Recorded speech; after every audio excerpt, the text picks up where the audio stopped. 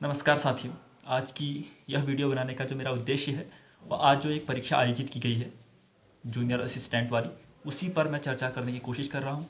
इस चर्चा का उद्देश्य इस पेपर को एनालाइज करना तो है ही, बशर्ते इससे आगे को हम जो जीएस का पैटर्न आ रहा है उससे हम क्या सीख सकते हैं, मतलब क्योंकि आगे को अभी बड़े एग्जाम्स आने हैं।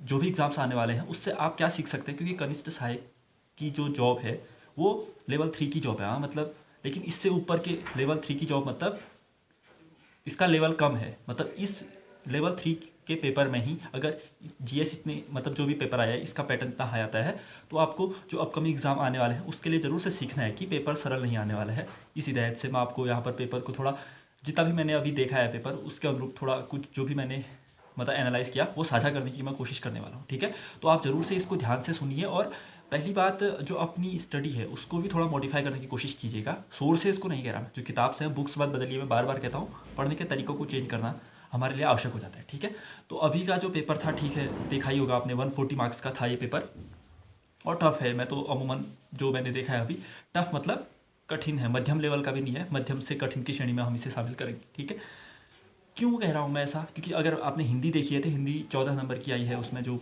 पहला पेज था उसमें वो मैंने देखा तो हिंदी तो सरल है। मतलब 10 से 12 नंबर, 12 भी मतलब 10 से 12 आ रहे हैं तो ठीक है, वो इतने तो आने ही चाहिए। इससे कम आ रहे हैं तो आप रेस से बाहर हो सकते हैं, इतना मैं कहता हूँ। और उत्तराखंड की भी मैंने उत्तराखंड भी देखा, उसके लास्ट 40 नंबर की उत्तराखंड आई है, 38 to 40 नंबर की उत्तराखंड आई है। वो भी ऑन एन एवरेज सेम है, मतलब जो हमारे बुक्स में डेली दिया रहता है मतलब वही सब पूछा गया उसमें।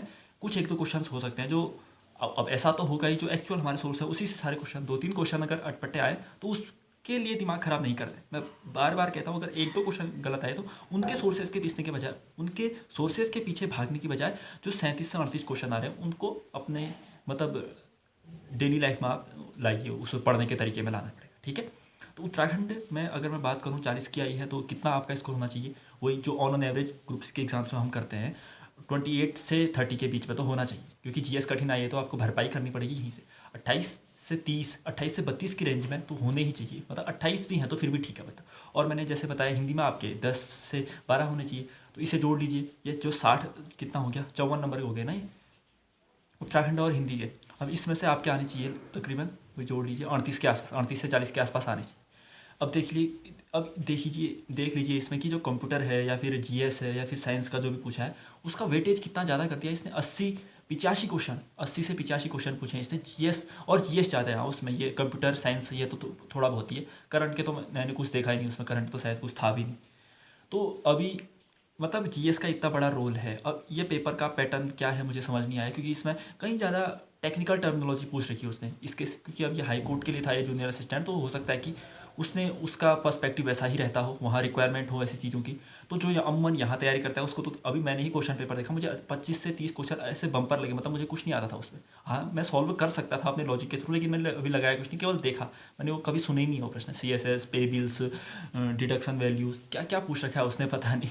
अब वो उसकी रिक्वायरमेंट होगी तभी कह रहा हूँ। लेकिन अगर आप यहाँ से तैयारी करके गए हैं जो ग्रुप सी के एग्ज़ाम्स की करते हैं अमूमन जीएस वाली, तो आपके लिए मतलब रहे होंगे वो कठिन। लेकिन आपके लिए ही नहीं है, अमूमन सभी अभ्यर्थी उसी अनुरूप गए हैं।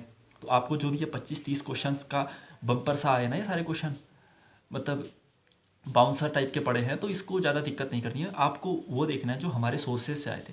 85 आए हैं तो उसमें से 30 क्वेश्चंस को लेफ्ट करें तो कितना बचा, तकरीबन 55 क्वेश्चन हैं जो आपकी रेंज, 55 क्वेश्चन जो हमारे स्रोतों से आए थे। अब आप उस 55 में कितनी आपकी एक्यूरेसी है, इसी आधार पर आपका चयन डिसाइड करें। उस 55 में से मैं कहता हूँ कितना, 55 में से 10 आपके गलत हुए तो कोई बात नहीं, मतलब 40 से 45 के बीच में आपके सही होने चाहिए थे। 40 से 45 के बीच में आपको उसमें से तो स्कोर करना ही पड़ेगा, बशर्ते सही कह रहा हूँ मैं, मतलब नेट उस 55 में से आपका 40 से 45 के बीच में स्कोर आना चाहिए। क्योंकि अब उसमें सरल प्रश्न भी पूछे थे यार उसने, जो भी जीएस के प्रश्न है वो तो सरल ही थे। स्थानीय पवन है, मतलब जो महासागरीय धाराएं क्यों बहती हैं कह रहे हैं वो। और एक क्वेश्चन मुझे, मैंने जो परसों को एक वीडियो कराई ना, एमसीक्यू कैसे सॉल्व करें लॉजिक से, एप्टीट्यूड से, उसी का उठाया हुआ क्वेश्चन डाला है। जो उसमें कराया था कि वस्तु और सेवा कर से इनमें से किस कर को प्रतिस्थापित किया गया है, जिसमें वेट बताया था ना मैंने, वही क्वेश्चन आया है इसमें। तो वो तो मुझे पढ़ा तो बहुत खुशी हुई हो। तो मतलब जो हमारे डेली रूटीन से जो हमारे सोर्सेज हैं उनसे जीएस के क्वेश्चन आए हैं, उनको अगर आपने सही किया है, उत्तराखंडी ठीक है, हिंदी ठीक है, तो फिर तो कोई दिक्कत नहीं है। जो 25 क्वेश्चन वो बाउंसर टाइप के आए हैं उनसे कोई कट ऑफ पर चेंज प्रभाव नहीं पड़ेगा। इसकी कट ऑफ जितना भी मैं प्रेडिक्ट कर पा रहा हूँ वो 90 के आसपास, 88 से 93 95 के आसपास रहेगी। अब इसके पोस्ट कितनी है उस पर भी ये वेरी करेगा, लेकिन एक अमूमन जो हम स्टैंडर्ड मानक के स्तर पर हम मानते हैं इतनी ही रहनी चाहिए, 90 से 95 के बीच में। तो जीएस के क्वेश्चन तो सरल ही थे। जीएस तो आपने भी देखी होगी। उसने पूछा है कि जैसे राज्यसभा का पदेन सभापति कौन होता है, पूछा है उसने।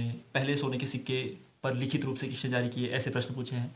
रामसार साइटें क्या होती है। अब ये तो अमूमन मतलब सरल चीज़ें होगी ना, ये तो आपने ये इनको तो गलत नहीं ही करना चाहिए था। और भी बहुत सारे क्वेश्चन थे, अभी मुझे ध्यान नहीं आएंगे मतलब उतने। हाँ, दांडी मार्च का पूछा था उसने, वो भी मैंने कराया ही था परसों के दिनों। दांडी मार्च किस में से जुड़ता है, और पहला जन आंदोलन क्या था पूछा था। गांधी जी का नहीं पूछा था उसने, भारत में पहला जन आंदोलन क्या था पूछा था। स्वदेशी आंदोलन हुआ था जो 1905 में, वो था उसका आंसर। उसके बाद एक नृत्य पूछा था उसने, मुडई पूछा था, कुछ छत्तीसगढ़ का एक नृत्य पूछा था उसने, मुडम जो भी था मतलब वो पूछा था।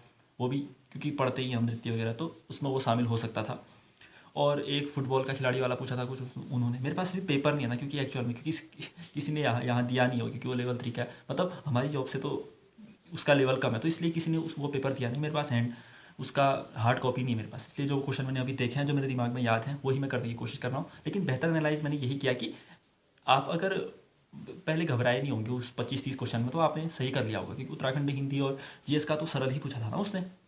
अब जो जीएस के अन्य भाग हैं, जैसे पॉलिटी से भी देख लो आप, इकोनॉमी के भी देखे होंगे आपने, प्रैक्टिकल वे पे पूछा है उसने, पूछा है ना। और पॉलिटी के देखे होंगे, पॉलिटी के चलो सिंपल ही थे। हिस्ट्री के भी मैं मानता हूँ सिंपल ही क्वेश्चन थे। और ज्योग्राफी के भी जो भी थे वो हमारी रेंजेस थे, रेंज में ही थे, मतलब जो भी हमारे अमूमन सोर्सेज हम बताते हैं आपको पढ़ने के लिए, या फिर हम जो भी पढ़ते हैं उसमें से ही बने थे।